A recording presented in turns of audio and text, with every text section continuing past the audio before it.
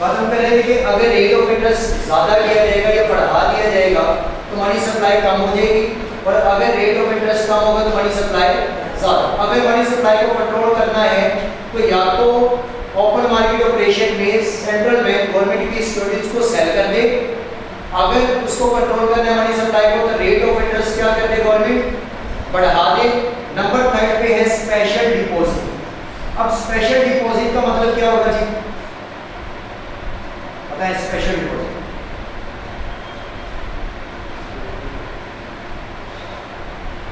एक है डिपॉजिट, एक है स्पेशल। दोनों में क्या फर्क है?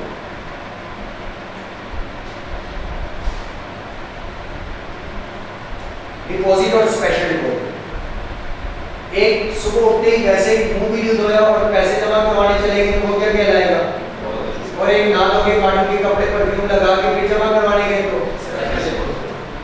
वो भी डिपॉजिट होगा। स्पेशल डिपॉजिट और डिपॉजिट में फर्क ये है कि अगर एक आम आदमी सेंट्रल बैंक में जाता है, कमर्शियल बैंक,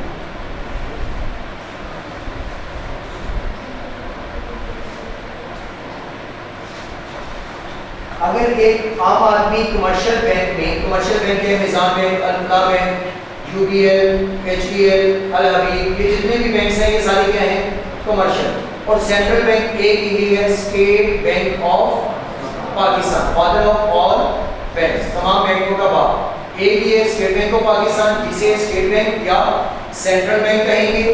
और अगर बाकी बैंकों को देखेंगे तो ये सारे क्या हैं कमर्शियल बैंक। जो हमारी अप्रोच में बैंक है वो कमर्शियल बैंक। अगर हम अपना पैसा कमर्शियल बैंक में जमा करवाएंगे तो उसे कहते हैं डिपॉजिट, और अगर कमर्शियल बैंक वही पैसा उठा के स्टेट बैंक ऑफ पाकिस्तान यानी कि सेंट्रल बैंक में डिपॉजिट करे तो वो क्या कहलाएगी, स्पेशल डिपॉजिट। रात को आपने देखा होगा अक्सर गाड़ियां जा रही होती है कैश वाली, तो वो क्या होता है कि जो भी रेशो उन्होंने डेली बेस पे डिपॉजिट करवानी होती है वो यहाँ से निकलती है, तमाम बैंक से पैसा कलेक्ट करके सेंट्रल बैंक में पैसा पहुंचाता है, तो वो स्पेशल डिपॉजिट होती है। तो जो पूरे दिन में एक्टिविटी चल रही होती है वो क्या होती है, डिपॉजिट। अब स्पेशल डिपॉजिट का कॉन्सेप्ट ये है कि अब वो कहता है government can require commercial bank to deposit with a certain proportion to their asset at the central bank to control money supply.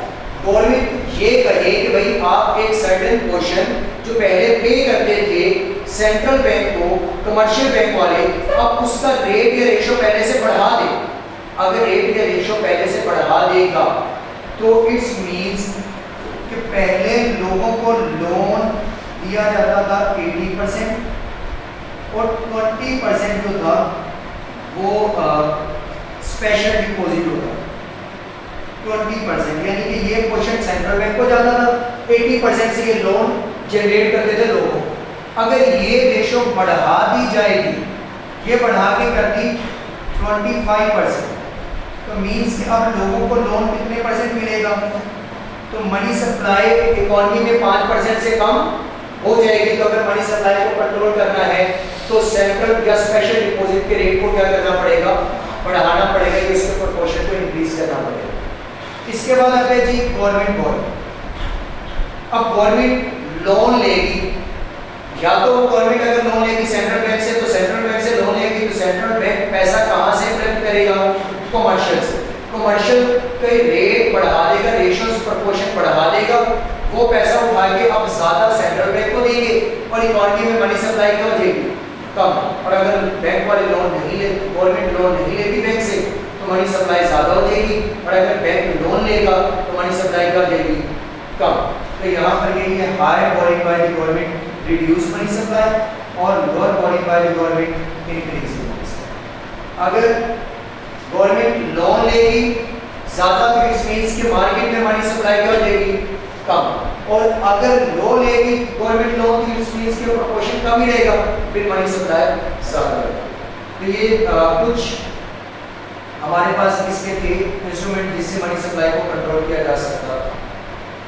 इसके बाद है जी क्वांटिटी थ्योरी ऑफ मनी। इसमें से एक एमसीक्यू मस्ट आता है और वो आता है वेलोसिटी का। Velocity of circulation of money क्या है जी? कांस्टेंट है, वेरिएबल है, इनमें इसमें ऑल ऑप्शन तो दिए गए होंगे, नन ऑफ दीज है, ऑल ऑफ दीज है, तो आप कहेंगे कि ये कांस्टेंट। अभी रीड करते हैं, लेकिन ये एक एमसीक्यू इसमें से पूछा जाएगा वेलोसिटी से। अब क्वांटिटी थ्योरी ऑफ मनी ये कहते हैं कि state that supply of money is directly proportional to the price level. Price level means के अगर मनी सप्लाई की बात की जाए तो मनी सप्लाई का डायरेक्ट रिलेशन किसके साथ है? प्राइस लेवल के साथ। अगर मनी सप्लाई बढ़ेगी तो प्राइस लेवल भी बढ़ेगा। क्यों बढ़ेगा जी? अगर मनी सप्लाई बढ़ी है तो इट्स मींस कि एग्रीगेट डिमांड भी इकोनॉमी के अंदर बढ़ जाएगी, लोगों के पास पैसा पहले की निस्बत ज़्यादा आएगा, कंजम्पशन भी ज़्यादा करेंगे, इन्वेस्टमेंट भी पहले की निस्बत क्या हो जाएगी? ज़्यादा हो जाएगी, और एग्रीगेट डिमांड भी पहले से ज़्यादा हो जाएगा और प्राइस लेवल क्या हो जाएगा? फिर अप हो जाएगा। इसलिए कहता है कि मनी सप्लाई का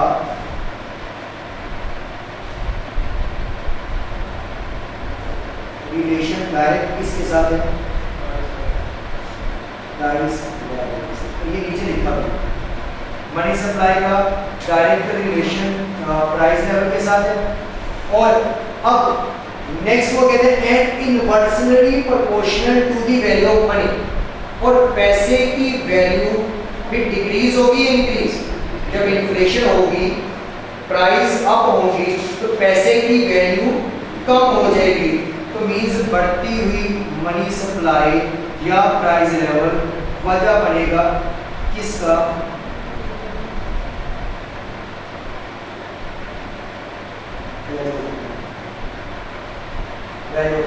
मींस ये रिलेशन, एक रिलेशन दोनों के साथ ये बन सकता है कि मनी सप्लाई का भी वैल्यू ऑफ मनी के साथ बन जाएगा और प्राइस लेवल का भी वैल्यू ऑफ मनी के साथ बनेगा। अगर मनी सप्लाई बढ़ती है तो वैल्यू ऑफ मनी क्या हो जाएगी? कम। क्यों? क्योंकि अगर मनी सप्लाई बढ़ेगी तो प्राइस लेवल भी बढ़ेगा और प्राइस लेवल बढ़ेगा तो वैल्यू ऑफ मनी क्या हो जाएगी? कम। तो यही दो रिलेशन जो नीचे है इन्होंने एक्सप्लेन किए हुए हैं। यहाँ वैल्यू ऑफ मनी के साथ उसने एक्सप्लेन किया कि वैल्यू ऑफ मनी अगर बढ़ी तो फिर प्राइस लेवल कम हो जाएगा। उसी चीज को उलट कर दिया यहाँ पर। और मनी सप्लाई का वैल्यू मनी के साथ इनवर्स रिलेशन है और वैल्यू मनी का प्राइस लेवल के साथ इनवर्स रिलेशन है। तो वो दोनों चीजें मैंने एक ही रिलेशन में तीनों को इकट्ठा लिख दिया है कि अगर इसका रिलेशन किसके साथ देखेंगे तो डायरेक्ट, अगर इसका इसके साथ रिलेशन देखेंगे तो डायरेक्ट, और अगर इसका इसके साथ रिलेशन देखेंगे तो इनवर्स है, और जिसके साथ इसका डायरेक्ट इसका इसके साथ क्या होगा? इसके बाद आता है कि वो क्वांटिटी थ्योरी ऑफ मनी में कहता है states that the velocity of money and total goods and services remain unchanged। ये क्या रहेंगे? हमेशा अनचेंज रहेंगे। क्वांटिटी थ्योरी ऑफ मनी के अंदर दो चीजें अनचेंज रहेंगी। एक क्या रहेगा? वेलोसिटी ऑफ मनी, और दूसरा क्या रहेगा? Total goods and services. Velocity of money को v से रिप्रेजेंट किया गया है और टोटल गुड्स या सर्विसेज को t से रिप्रेजेंट किया गया है। और ये दोनों की दोनों क्वांटिटी थ्योरी ऑफ मनी में हमेशा क्या रहेंगी? कांस्टेंट रहेंगी। ये एक एमसीक्यू है। इसके बाद है जी change quantity of money supplies.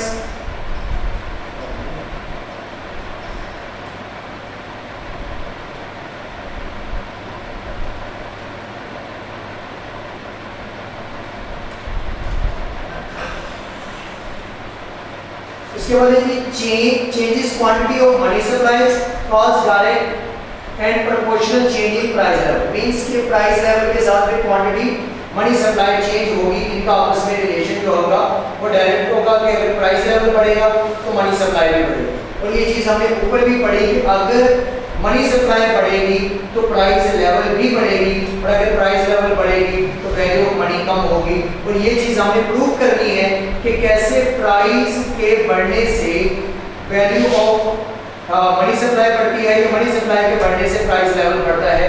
उसके लिए एक इक्वेशन दी है वो इक्वेशन है MV is equal to PD। अब इसमें M रिप्रेजेंट किसको करेगा? मनी सप्लाई को, V रिप्रेजेंट करेगा वेलोसिटी को, और P रिप्रेजेंट करेगा प्राइस को, और T रिप्रेजेंट करेगा टोटल गुड्स एंड सर्विसेज। इसमें ये दो चीजें क्या हैं? कांस्टेंट, और ये दो चीजें क्या हैं? वेरिएबल हैं और डायरेक्टली वेरिएट करेंगी एक दूसरे के साथ। अब क्वेश्चन एग्जांपल दी है कि हमारे पास मनी सप्लाई है 100 मिलियन, वेलोसिटी है 10 की, और 20 प्राइस है, और इसका जो टोटल गुड्स की निकली वैल्यू वो है 50। अब इसके बाद इसी को ही हमने चेंज करना है। टाइम को अगर मैं प्राइस को बढ़ा दूं, प्राइस को बढ़ा के कर देता हूं मैं 40, तो फिर क्या बढ़ना चाहिए? Money supply. और अगर मनी सप्लाई को 100 से ले तो 200 पे, तो फिर क्या बढ़ना चाहिए? प्राइस। जबकि बुक में एग्जांपल किसके अकॉर्डिंग दिए है कि इसको बढ़ा के उसने कर दिया है 200 और प्राइस निकली 40। मैं पहले अब प्राइस को 40 पे लेके जाता हूँ और देखता हूँ कि क्या ये 200 तक आता है वापस के नहीं। तो नया क्वेश्चन बनाते हैं कि वेलोसिटी 10 ही रहेगी क्योंकि ये चेंज नहीं होगी, टोटल गुड्स सर्विसेज 50 रहेगी, ये चेंज नहीं होगी, और प्राइस को मैंने 10 टू 20 टू कर दिया है 40। और पहले थी हमारे पास मनी सप्लाई 200। अब इसको देखेंगे कि क्या ये बढ़ता है या नहीं बढ़ता। अब फॉर्मूला हमारे पास है MV is equal to PD। अब हमने निकालना है M की value, M is equal to PP over V, ये फॉर्मूला बन जाएगा। अब यहाँ पर प्राइस क्या है 40 इनटू टाइम क्या है, टोटल वैल्यू गुड्स सर्विसेज क्या है 50 डिवाइडेड बाय 10। आंसर क्या बनेगा? डिवाइडेड बाय 10 to 2 मींस कि मनी सप्लाई भी बढ़ेगी। जो बात उसके ऊपर लिखी थी कि चाहे प्राइस वाली साइड से बढ़ाएं चाहे मनी सप्लाई वाली साइड से बढ़ाएं। इस एग्जांपल में उसने मनी सप्लाई को क्या किया है? इंक्रीज किया है, 200 कर दिया, तो उससे प्राइस बढ़ गई। हमने प्राइस को बढ़ा के किसको देखा है? मनी सप्लाई को। तो यही चीज इसने नीचे बताई कि डबल दी मनी सप्लाई। उसने अपने अकॉर्डिंग क्या किया? डबल किया मनी सप्लाई को, तो प्राइस लेवल भी क्या होगा? डबल, क्योंकि सेम प्रोपोर्शन से ये इंक्रीज होंगे। और अगर मैं कहूं कि मैंने प्राइस को डबल किया तो इसके डबल होने से क्या हो गई है? मनी सप्लाई डबल 200 से 400 मिलियन पे, which is means the value of money has fallen to 1/2, क्योंकि इससे भी पैसे की वैल्यू हाफ से ही क्या होती है? गिरती है। अगर बढ़ी है तो उतने टाइम से, और अगर कम होगी तो हाफ से क्या हो जाएगी? कम हो जाएगी।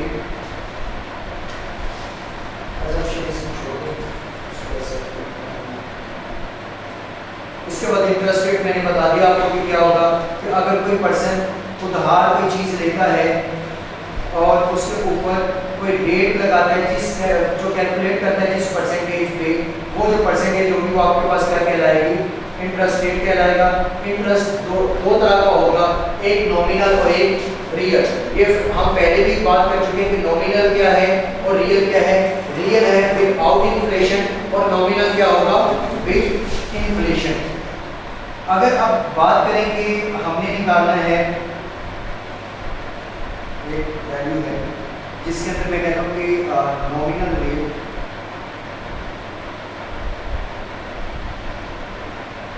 %18। अब ये नॉमिनल रेट 18% है और मैं कहता हूँ calculate real rate. Real rate calculate करेंगे कितना होगा? हम कहेंगे भाई रियल रेट बराबर होता है, या रियल रेट बराबर है नॉमिनल रेट माइनस इन्फ्लेशन।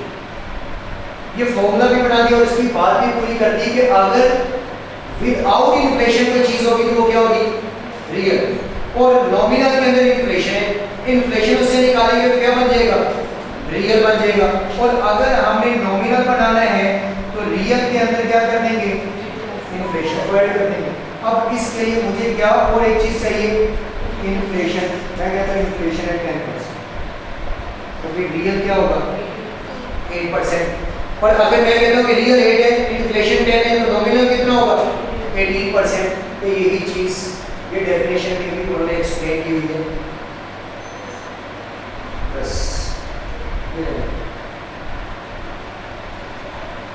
अगर करना है तो कर लें कि चलिए करेंगे, छोड़ने का कोई फायदा नहीं। इंटरेस्ट रेट में डिटर्मिनेंट्स, दो डिटर्मिनेंट्स है, एक supply and demand for credit, supply and demand for credit. अब सिर्फ कॉन्सेप्ट पे फोकस करना है, डिमांड फॉर मनी और क्रेडिट फॉर मनी के, क्योंकि for credit money, demand for credit money और सप्लाई फॉर क्रेडिट मनी। अगर हम उधार पे किसी से पैसा लेने जाएं तो हमें रेट कम लगाएगा या ज्यादा? अगर हम पैसा मांगने गए हैं, अगर कोई पैसा मांगने गए हैं, हमने कहा कि भाई हमें पैसा उधार चाहिए। अब अगर पैसा उधार चाहिए तो हम उधार पैसा लेते हुए सबसे पहले किस चीज को देखेंगे? Rate of interest. इसीलिए ये दो डिटर्मिनेंट रेट ऑफ इंटरेस्ट